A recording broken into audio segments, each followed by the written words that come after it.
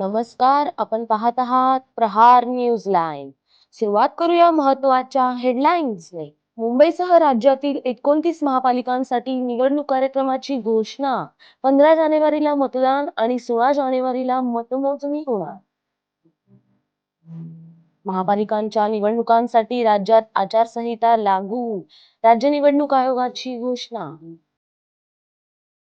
मुंबईत महायुतीच्या नेत्यांची बैठक, जागा वाटपावर होणार चर्चा. पुण्यामध्ये भाजप शिवसेना युती राष्ट्रवादी विरोधात लढणार, मुख्यमंत्र्यांनी दिले संकेत.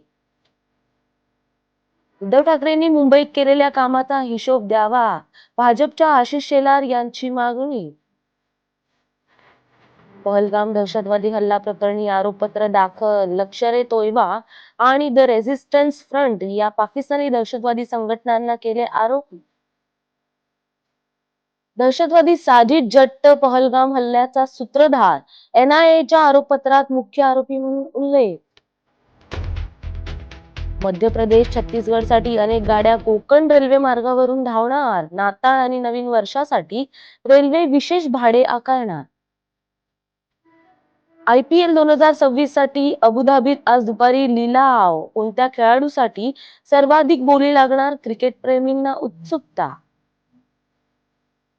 मेसी आणि पंतप्रधान मोदींची भेट रद्द.